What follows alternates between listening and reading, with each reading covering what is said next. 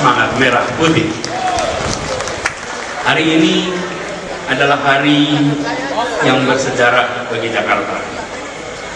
Tadi ditetapkan ketika niat yang lurus, ikhtiar gotong royong dalam makna yang sesungguhnya, dan doa yang terus-menerus dipanjatkan, dan alhamdulillah ikhtiar doa disambut dengan pertolongan Allah yang mengantarkan warga Jakarta pada kemenangan yang sesungguhnya. Bapak Ibu sekalian, tak ada yang bisa menghalangi apa yang telah ditetapkannya, dan tak ada pula yang bisa mewujudkannya atas sesuatu yang ditolaknya. Warga Jakarta telah bersuara dengan satu pesan: keadilan bagi semua, keadilan bagi warga Jakarta. Karena itu kita panjatkan syukur dari Allah Subhanahu wa Ta'ala, Tuhan yang maha membolak-balikan hati, Sang pemberi kekuasaan juga Sang penarik kekuasaan. Untuk itu izinkan kami mengawali dengan mengucapkan terima kasih. Terima kasih kepada seluruh warga Jakarta yang telah menjadikan Pilkada DKI sebagai pilkada yang demokratis, yang lancar, yang tertib, yang sejuk, yang damai, dan yang aman. Terima kasih kepada seluruh pendukung, para alim ulama, para habaib, para tokoh agama, para tokoh masyarakat, relawan yang berada di mana-mana, berderet juru bicara resmi dan juru bicara tak resmi yang ada di mana-mana. Semua yang terlibat, mulai dari Dewan Pakar, seluruh tim pemenangan, yang semuanya gigih meyakinkan warga Jakarta tentang mimpi kita bersama untuk membuat kotanya maju dan bahagia warganya. Terima kasih kepada seluruh unsur partai yang sejak dari awal di bawah pimpinan Bapak Prabowo Subianto dan rekan-rekan Gerindra, di bawah pimpinan Bapak Soebul Iman dan rekan-rekan PKS, Bapak Haritanu Subidibio dan teman-teman di Perindo, begitu juga dengan Pak Zulkifli Hasan dan saudara-saudara di Partai Amanat Nasional, serta Bapak Roma Irama dan rekan-rekan di Partai Idaman yang telah menunjukkan praktek bernegara ketika kami ditugaskan untuk menjalankan amanat bagi perubahan ini. Terima kasih juga kepada KPU dan KPUD, Bawaslu, Panwaslu, Polri, TNI, dan pemerintah yang mengelola pilkada ini berjalan lancar. Dan tidak lupa teman-teman media yang menggandakan pesan-pesan kita untuk seluruh warga Jakarta. Mereka lah yang menyambung berita ini kepada masyarakat dimanapun berada. Yang tidak kalah penting, terima kasih kepada Bapak Basuki Cahayapurnama, Bapak Agus Harimurti Yudhoyono, Bapak Jarod Saiful Hidayat, dan Ibu Silviana Murni, mitra pilkada selama 8 bulan terakhir ini. Teman berdemokrasi, teman bernegara, ada perbedaan, tetapi kita semua bekerja dengan tujuan yang sama, membuat Jakarta yang lebih baik, Jakarta yang lebih adil bagi semua. Kalau kita reflektif sebentar, baru sebagian dari kita yang menempatkan pilkada sebagai ruang kesempatan bagi masyarakat untuk mengubah nasib melalui pemerintahan. Pilkada kerap disederhanakan sebagai kontestasi antar kandidat. Akibatnya pilkada sering identik dengan pertarungan praktek politik praktis, dan peristiwanya berujung pada siapa menang siapa kalah. Hasilnya ada pihak yang merasa dikalahkan dan ada pihak yang merasa dimenangkan. Kami dari awal menolak pandangan itu. Bagi kami, seperti tadi juga telah disampaikan, pilkada pertama-tama bukan soal kandidat, ini bukan soal kami berdua, tapi ini soal hidup dan kehidupan warga di Jakarta. Pilkada adalah momentum bagi warga untuk melakukan koreksi, melakukan perbaikan, melakukan pembaharuan atas pemerintahan. Dalam ruang kesempatan itu, warga berdialog, warga berdebat, warga saling meyakinkan satu sama lain, warga berselisih pendapat, bermusyawarah.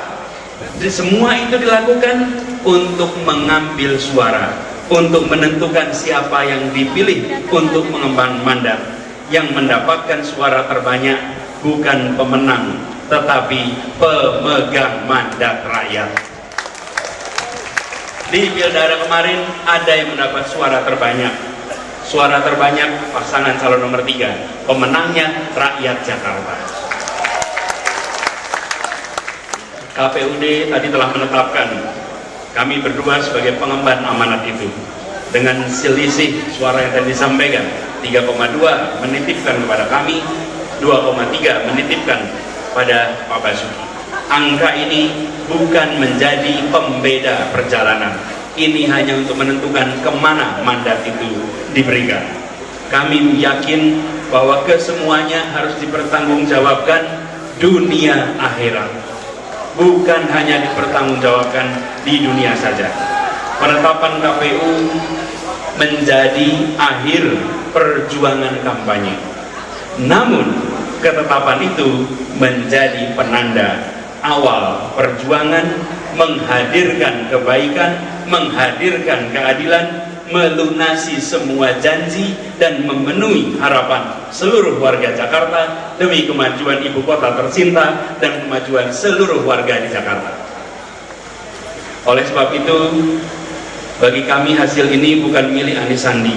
Ini adalah keputusan seluruh warga Jakarta. Kini kita bisa tinggalkan hingar-bingar ketatnya kompetisi. Mari kita tengok hari ke depan dengan optimisme. Kini saatnya kita bergandengan sebagai saudara dalam satu rumah besar, yaitu kota Jakarta. Ikatan yang sempat tercerai, kita ikat kembali. Energi yang sempat terbelah, kita satukan kembali. Dan Bapak Ibu Saudara sekalian, Jakarta ini unik dibandingkan kota lain. Selain dia sebagai ibu kota, ini adalah tempat yang dipenuhi dengan sejarah. Setiap titik di kota ini menyimpan lapisan kisah sejarah yang dilalui selama ribuan bahkan ratusan tahun.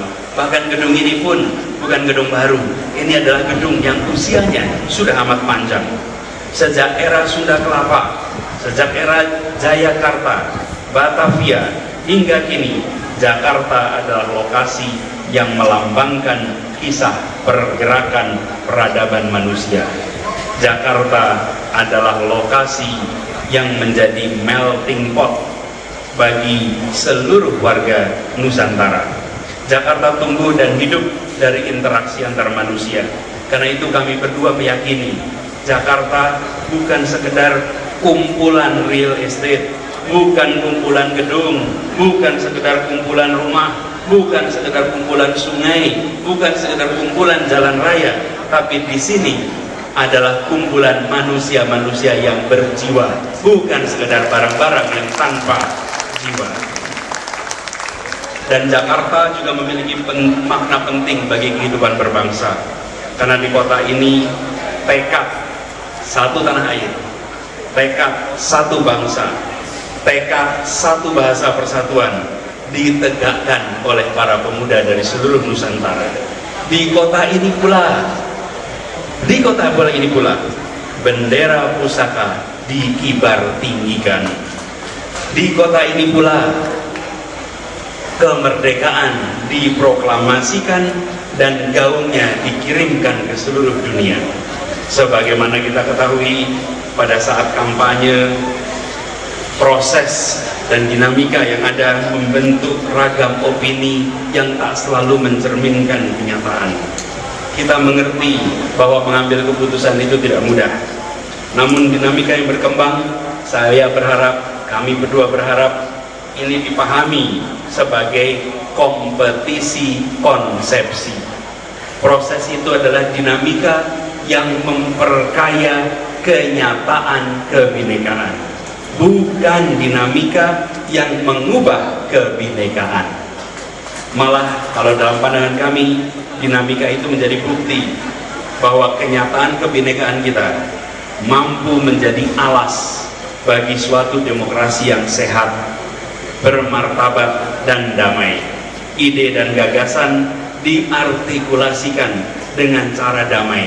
Ini adalah prinsip dasar demokrasi, dan Jakarta membuktikan bisa melakukan prinsip paling dasar dalam demokrasi itu.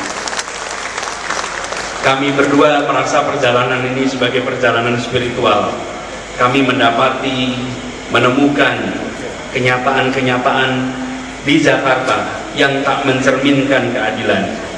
Ada rasa haru, ada rasa bangga, ada rasa optimis terhadap masa depan kita saat kita melihat warga bekerja untuk menghadirkan kesempatan dan keadilan.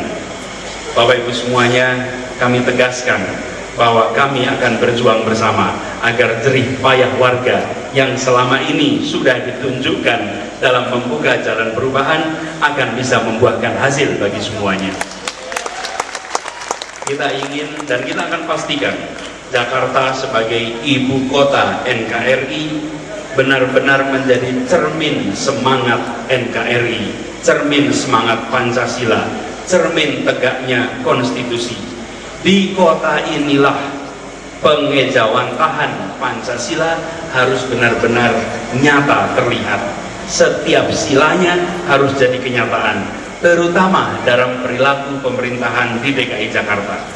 Dan yang tidak kalah penting, hadirnya keadilan sosial bagi seluruh rakyat Jakarta akan menjadi parameter utama bekerjanya Pancasila di kota ini. Jakarta harus menemukan jati dirinya sebagai ibu kota NKRI, di mana keadilan hadir di kota ini. Gubernur dan wakil gubernur menjadi pemimpin bagi semua dan harus menghadirkan keadilan bagi semua. Dan jelas bahwa gubernur serta wakil gubernur perlu mengutamakan, dan ini yang menjadi garis kami, pembelaan kepada mereka yang lemah, pembelaan kepada mereka yang dilemahkan, memperkuat mereka yang terpinggirkan. Kami, gubernur dan wakil gubernur terpilih, bertekad memperjuangkan amanat ini dengan menunjukkan keberpihakan yang tegas dan jelas pada mereka yang belum merasakan keadilan sosial di Jakarta. Dan kalau kami refleksi perjalanan kampanye kemarin, saya menjalani selama 8 bulan, Bang Sandi menjalankan 18 bulan lebih. Kita bertemu muka, bertatap mata, bertemu hati dengan berbagai elemen warga di Jakarta, termasuk mereka yang tersembunyi dari pemberitaan arus utama media-media dan seringkali tak muncul di dalam ungkapan-ungkapan di dalam media digital. Minggu lalu sebuah kampung mengadakan syukuran. Seperti kata Bang Sandi, kita datang kemana-mana, bertemu dengan mereka. Syukurannya pun swadaya di mana-mana. Ketika kami datang ke sana, tepuk tangan untuk mereka. Saya ngobrol sama Bang Sandi, kenapa syukuran? Mereka syukuran karena semua merasa berjuang, semua merasa terlibat, semua merasa berbuat. Karena itu semua melakukan syukuran di mana-mana di seluruh Jakarta. Seorang ibu usianya 50 tahun, dia bilang, Pak Anies, kami ingin sekali yang dikatakan DP 0 rupiah itu bisa cepat direalisasikan.